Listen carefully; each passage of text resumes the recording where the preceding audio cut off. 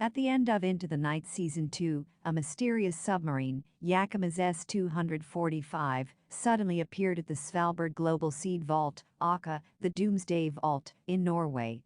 When the submarine arrived, airplane captain Matthew Daniel Dowek and his small crew had already lost all hope and were stranded in the ice country because a woman named Gia Snow destroyed the control panels of the Airbus A318, and these parts were beyond repair. A man from the submarine, Arman Kiving Tatladig, ran into the seat storage facility, where he saw Ace pointing a gun at a fellow passenger and army officer, Marcus, whom he held responsible for the death of his lover, Ines Ricci, and her young son.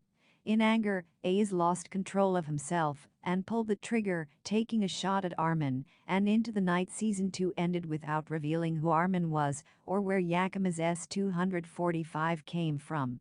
Set in the same universe as Into the Night, the spin-off series follows Yakamoz S-245's submarine crew and a few marine researchers who use the submarine as a protective shield against deadly solar rays resulting from a severe change in the sun's polarity, which was earlier discussed in length in Into the Night Season 1. Unlike Captain Matthew and his fellow passengers, they flew into the night, thereby avoiding the sunlight. Arman and his fellow crew members submerged deep in the water during the daytime to survive the severe gamma radiation. However, the shortage of food and the lack of any permanent solution to the problem play with their sanity, leading to violent ego clashes and deaths. Let's dive further.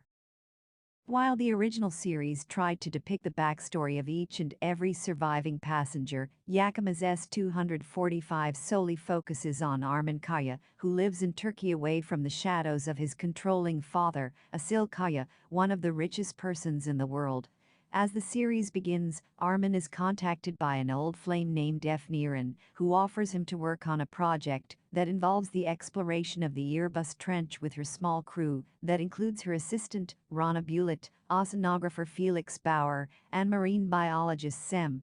Defne hesitantly reveals that the project is sponsored by Yenalik Incorporated, a company that belongs to Arman's father, and thus, as soon as he hears the name, he rejects the project without a second thought. Meanwhile, at Incirlik Air Base, Adana, an intelligence officer named Lieutenant Hadis Selik, discovers the change in the sun's polarity that results in an explosion on the sun's surface and releases deadly gamma rays that travel towards Earth at an alarming rate. As Selik tries to warn her superiors about it, they keep Selik on hold so that she doesn't reveal the information to the public. The next morning, Arman has a change of heart and decides to accompany Defne to the Airbus Trench.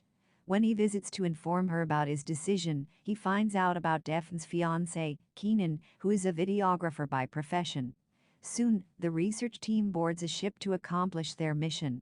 On October 3, around 3:31 a.m., the research team, except Kenan, takes a preliminary dive, and when they come back to the surface, they find out that each and every member of the ship has deserted the vessel.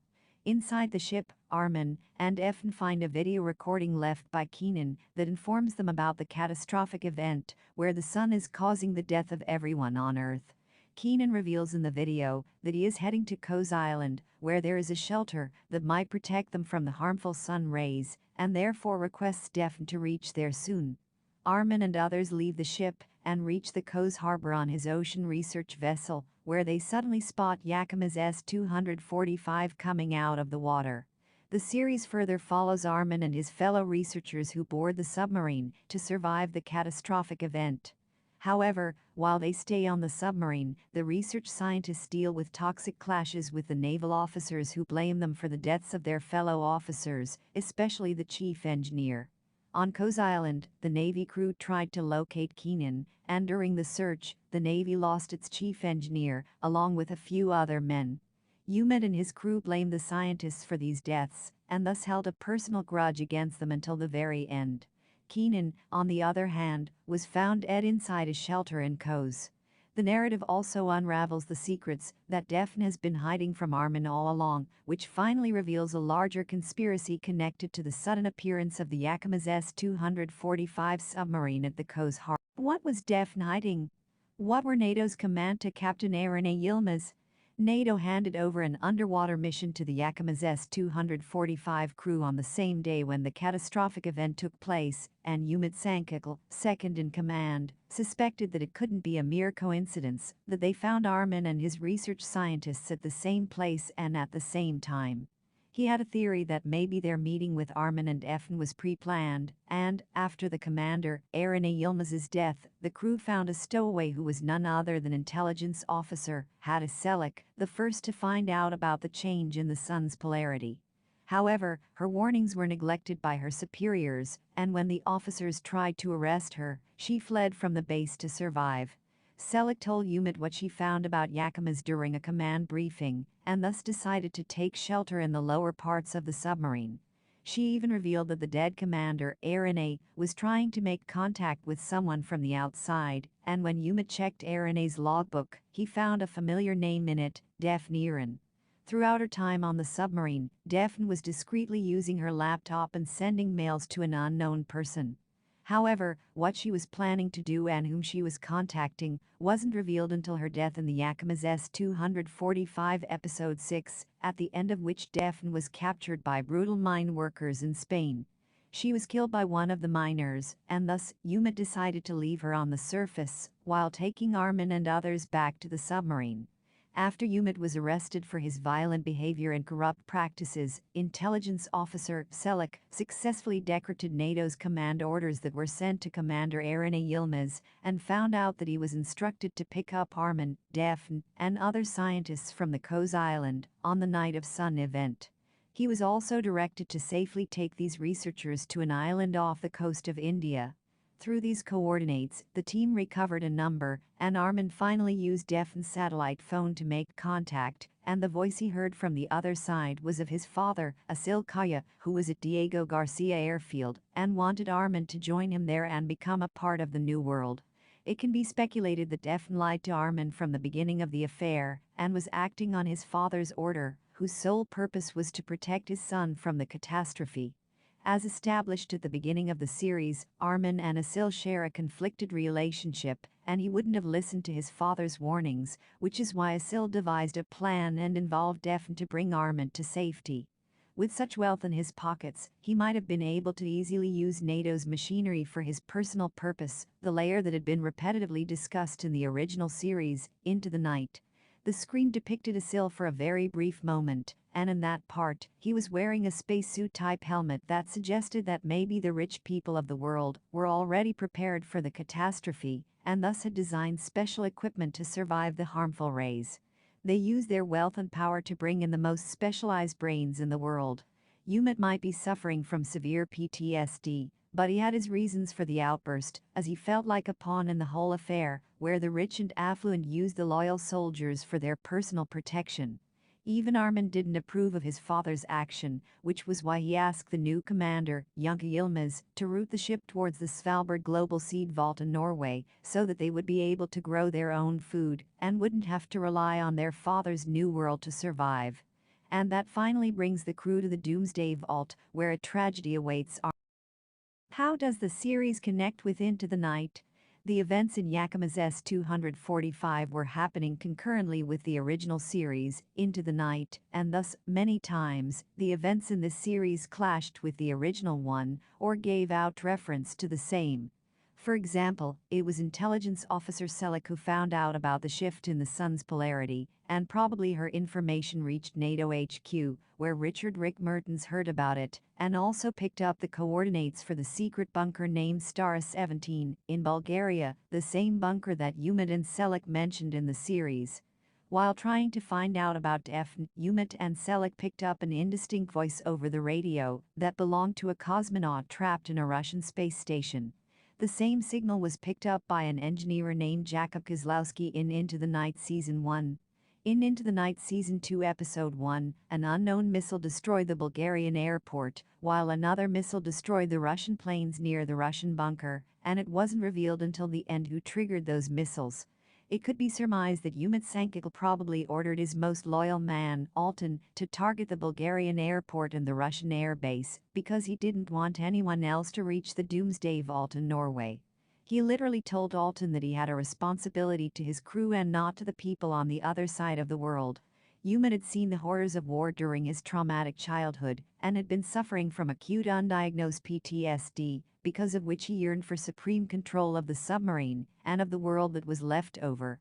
During the final confrontation between Arman and Umut, Arman revealed to him that he knew about the 2 missing missiles that Umut probably triggered to bomb someone. This further suggests that maybe it was Umut who triggered those missiles to sabotage Captain Matthew's mission and fuel an enmity between the Russians and the Bulgarians. After Umut's selfish and brutal ways were revealed to his crew, second in command, Yilmaz, ordered his arrest and put him away. Arman requested Yonka to route the ship to Norway from where they could recover the seeds, and with the help of Rana and Felix, they would be able to grow their own food.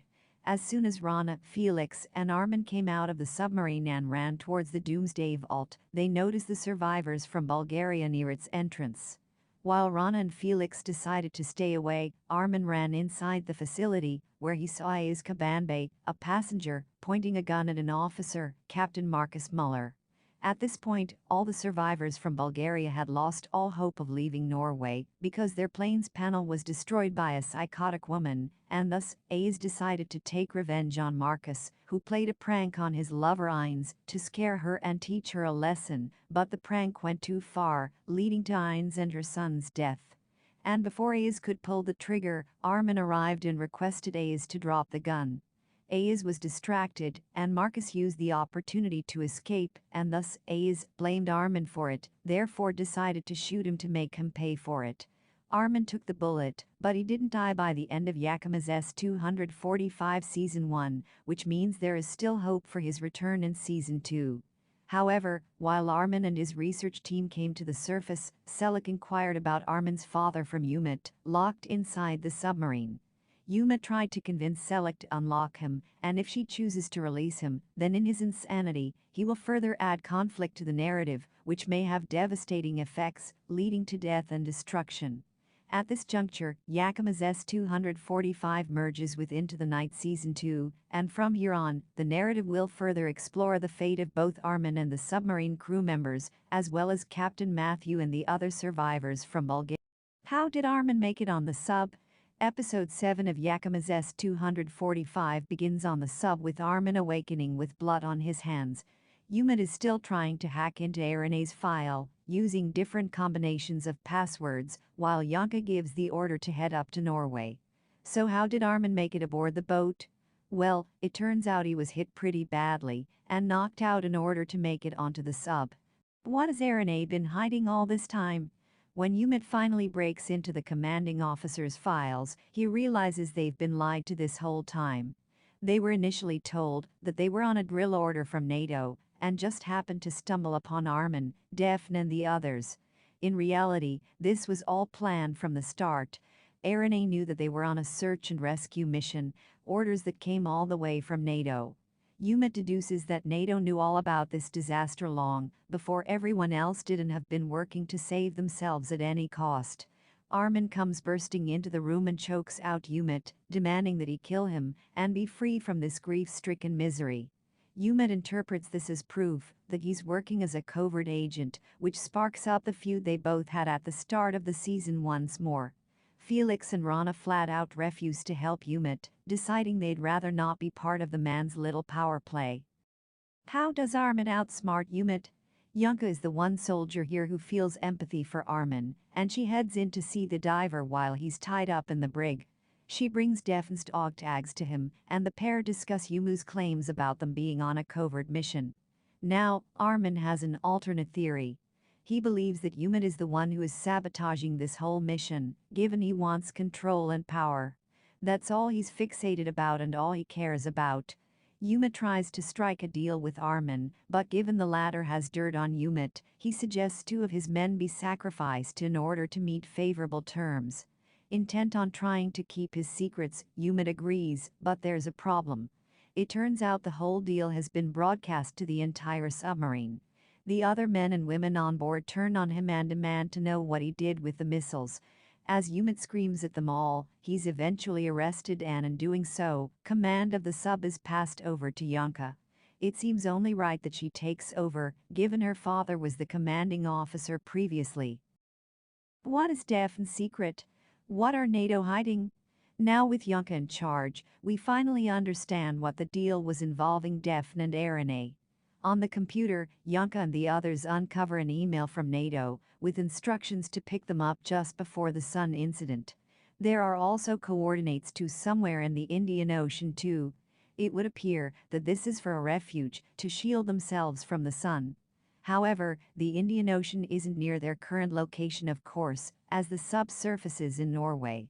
On Defne's satellite phone, Yunka rings the last number, and it turns out to be Arman's father. He's still alive. He's in a cosmonaut suit and standing somewhere with numerous crops inside some sort of facility. It's here Arman's father admits that all of this from the beginning was a ploy to bring Arman on board and help save him from the sun incident. Arman's father is awaiting his son to show, admitting that there's a whole new world for them. Reeling from this revelation, Arman tells the others what his father has said and curses that he's been part of this elaborate plot all this time and had no idea. Now, Umut knows who this guy is. Arman's father is actually one of the richest men in the country and goes by the name of Asil Kaya. Hadis soon feeds back that the guy is still alive and contemplates whether to let Umut out the hatch. How does Yakamoz S-245 Season 1 end? Meanwhile, Arman is shot as he heads outside, catching up with the survivors from the plane into the night. He runs right into Ayaz, one of the characters from that aforementioned show, and is shot down. However, he's not dead, but seems to be fading fast. At the same time, a missile has been launched and it's heading straight for the sub. So Yakamoz ends its run, tying itself neatly into the end of Into the Night, setting things up for a dramatic third season of that show, or a follow-up of this one, or both, depending on how Netflix fares. It's quite nice to see an unexpected universe tied together like this, and in many ways it feels quite reminiscent of The Walking Dead, although those rambling undead menaces have been going on for far too long now. The final episode does a pretty good job rounding out some character arcs, especially for Yunka and Defne last episode, although one could argue that there's a bit of plot contrivance in order to reach the point where both shows are now running parallel to one another. The biggest problem with Yakamoz stems from the characters themselves who, quite frankly, aren't that memorable. Sure, they're a motley band of people, but beyond Felix and maybe Yunka, there's not a whole lot of depth to anyone here. The action itself is quite good though, and the ending certainly hints that there's more to come from this series. Whether it'll be renewed or not though remains to be seen.